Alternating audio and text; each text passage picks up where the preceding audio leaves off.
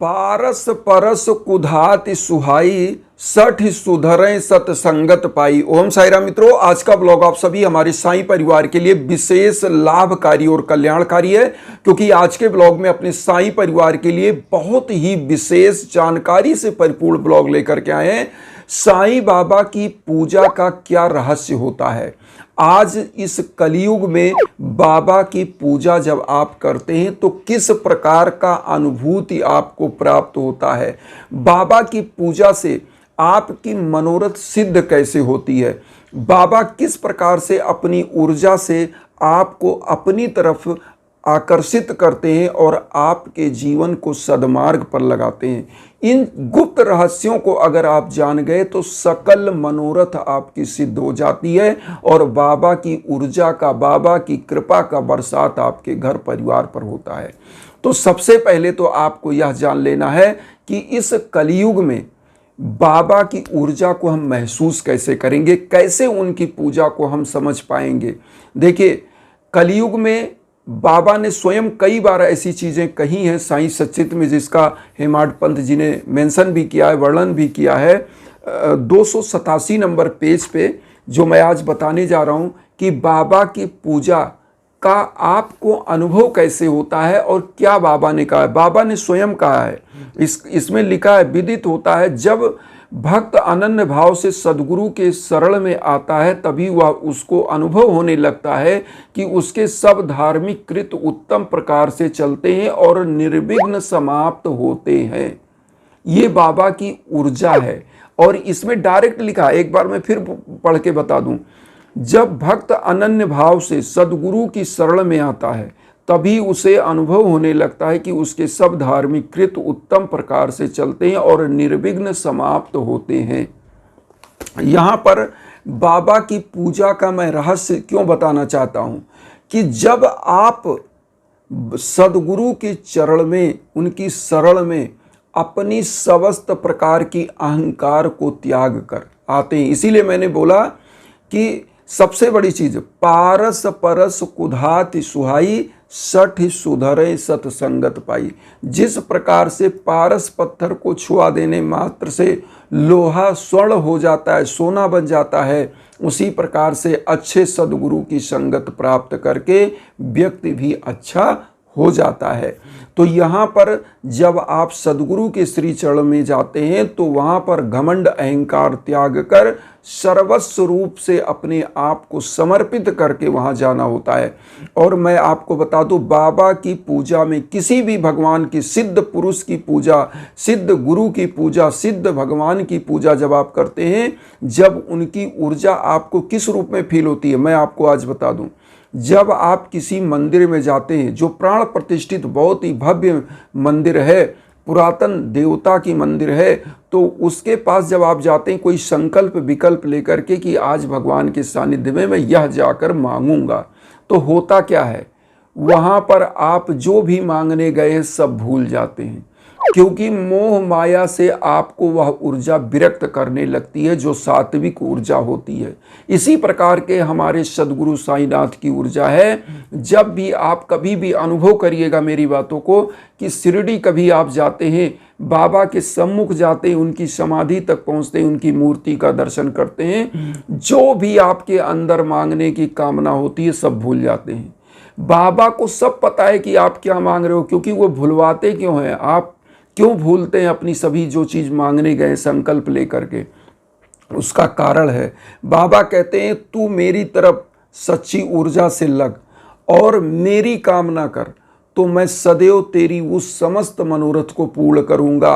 और जब आप माया रहित होकर के कोई काम करते हैं ना, माया में सन्निहित रहते हैं, तो आपका कोई कार्य नहीं बनता, क्योंकि लिखा गया है बिन मांगे मोती मिले, मांगे मिले न चून। बिना मांगे बहुत कीमती चीज़ आपको मिल जाती है, लेकिन मांगने से तुच्छ चीज़ भी नहीं मिलती है।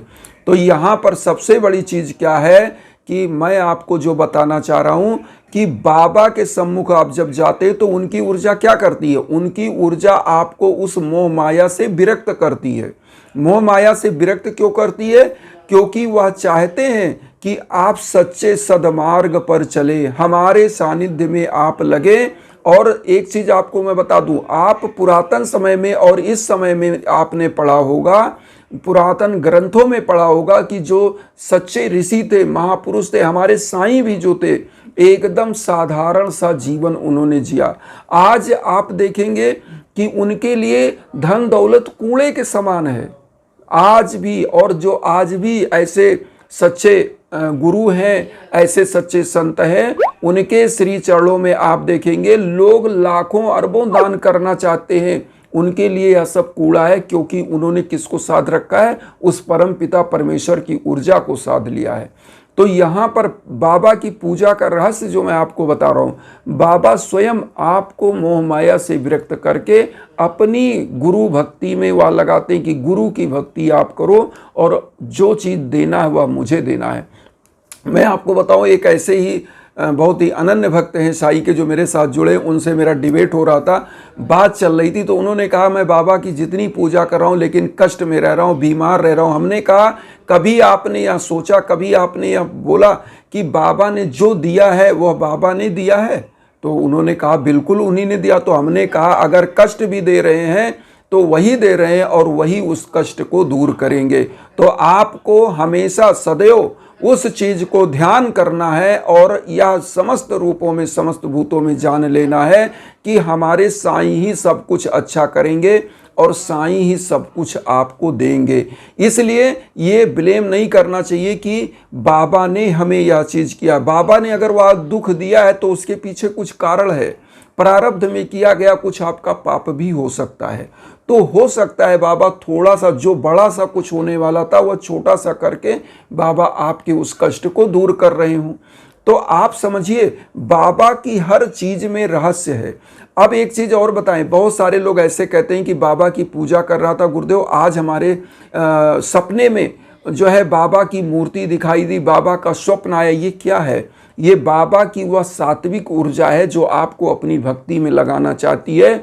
और आप समझिए संत महंतों की अगर सपने में जो है कृपा होती है, उनका दर्शन होता है, तो समझिए कि आपकी पूजा श्रेष्ठतम है। आप उस प्रभु की तरफ, उस सच्ची ऊर्जा की तरफ लगे हैं। और एक चीज बता दें, मोह माया तो एक छोटा सा चीज है, वो तो इतना बरसेगा ना कि आप संभाल नहीं पाओगे।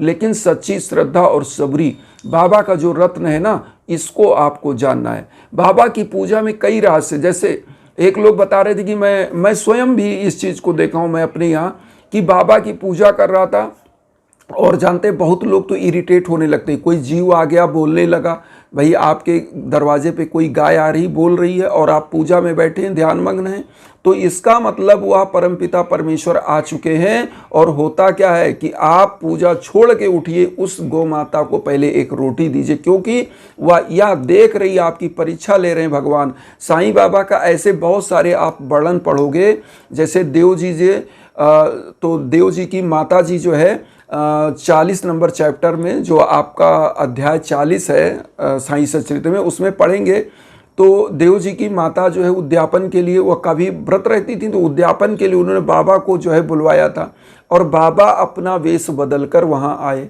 तो यही समझिए, और वो देव जी, उनके परिवार के लोग जान ही नहीं पाए कि बाबा आए हैं। और बाबा आ करके भोजन करके भी वहाँ से गए, और बाद में जब वो शिकायत की कि बाबा आए नहीं, तो उन्होंने बताया भी लेटर के माध्यम से, बापू साहब जोग के माध्यम से उन्होंने बतवाया कि मैं, जो वह समझ रहे थे कि चंदा मांगने आया है, मैं उस दिन भोजन के लिए ही गया था और उनके यहाँ भोजन करके 2 बच्चों के साथ मैं आया हूँ। तो आप समझिए कि प्रभु साईं का चमत्कार क्या किसी भी रूप में आ सकते हैं, जीव जंतु जानवर के रूप में। बाबा ने स्वयं कहा है, जिस दिन तुम मैं कौन यह तलाशोगे, उस दिन तुम मुझे पाओगे, क्योंकि मैं हमेशा आपके स्वरूप में, जिस दिन ये खोजोगे मैं कौन, तो मैं कौन हूँ, मैं साईं के रूप में ही तुम मुझे दर्शन करोगे। और जिस दिन समस्त इन जीवात्माओं, समस्त प्राणियों को मैं के उस रूप में मुझे पाओगे, दर्शन करोगे, उस दिन तुम समझ लेना कि साईं की पूजा सफल है। क्योंकि बाबा कहते हैं समस्त जीवात्माओं में मेरा ही दर्शन करो। यहाँ पर इसीलिए बाबा ने क्या है, सबका मालिक एक, सभी जीवात्माओं का, ज्ञात अज्ञात जितने जीवात्माएं हैं, सबका जो विधाता है, जन्मदाता है, वह परमपिता परमेश्वर एक है। जिस प्रकार के समस्त नदियां कहीं से भी उद्गम हो, मिलती कहाँ समुद्र में, तो उसी प्रकार से अलग अलग धर्म के लोग, अलग अलग अनुयायी, अलग अलग देवता, ईश्वर और गुरु की पूजा लोग करते हैं, लेकिन जाते कहाँ, उसी परमपिता परमेश्वर के पास के लिए ही वह अपना समस्त अध्यवसाय करते हैं। तो यहाँ पर आपको यह जानना है। और बाबा की पूजा के बहुत सारे रहस्य हैं। मैं आपको बता दूं, बाबा की पूजा आप करते ना तो घर में प्रसन्नता आती है। वही कहावत है ना, जो आपका उद्देश्य नहीं भी था कि यह काम बनेगा कि नहीं बनेगा, करें या ना करें, वह भी कार्य बनने लगता है। तो ये बाबा की कृपा का बरसात है। तो इसलिए यहाँ पर मैं आप लोगों से यही कहूँगा कि बाबा की सच्ची साधना, सच्ची श्रद्धा और सबरी के साथ पूजा करनी चाहिए, और आप फिर देखिएगा कि कैसे आपका कल्याण होता है। आज मैं एक आपको ऐसे ही एक कहानी बताऊं। मेरे पास एक ऐसे ही परिवार जुड़ा था जो वहाँ के हैं, क्या नाम है, मध्य प्रदेश के। तो उनकी बेटी को बहुत ज़्यादा साइको टाइप की एकदम बीमार थी। वो कभी कमरे से बाहर ना निकले, चीज़ें ना हो। हमने उनको बोला कि आप जब भी पूजा करें उस बेटी के नाम से संकल्प लेके पूजा करें, बाबा की पूजा करें, माला जप करें। उन्होंने कहा, बहुत सारे साइकेट्रियाटिक को दिखाया और बहुत सारी दवाएं कराई, लेकिन फिर भी हमारी बेटी सही नहीं हो पा रही है। तो मैं क्या करूं? मैंने कहा, आप क्या करिए, उसके लिए साईं सच्चरित्र पढ़िए, किसी एक मंत्र का जप करिए। और उन्होंने कहा कि गुरुजी आप अपने द्वारा एक हवन का जो है संपादन करिए। मैंने हवन किया और मैं आपको बताऊं, आज वह बेटी बहुत ही अच्छे जगह पे एडवोकेट है, और वहाँ एमपी में, भोपाल में। और वह बेटी आज प्राइवेट फर्म में भी जो वकील होते हैं उनके, उसमें ज्वाइन करके वो लगभग लाखों रुपए के पैकेज पे काम कर रही है। तो जो एकदम डंप थी, पागल के रूप में थी। तो इसीलिए हम कहते हैं कि बाबा की जो कृपा होती है वो किस रूप में आप पर बरसेगी, कब तक आपको कष्ट झेलना है, वह झेल करके बाबा कुछ देते हैं तो अच्छा ही देते हैं। तो आप सभी लोगों से हम यही कहेंगे कि सच्ची श्रद्धा सबरी के साथ बाबा की पूजा करिए। और यहाँ पर एक चीज़ और कहेंगे कि किसी भी प्रकार का कोई कष्ट है तो यज्ञ याजन हवन पूजन के लिए हमारे इंस्टाग्राम पर आ सकते हैं। आपके नाम गोत्र पर संकल्प होकर वह यज्ञ याजन हवन होता है तो निश्चित रूप से आपका कल्याण होता है।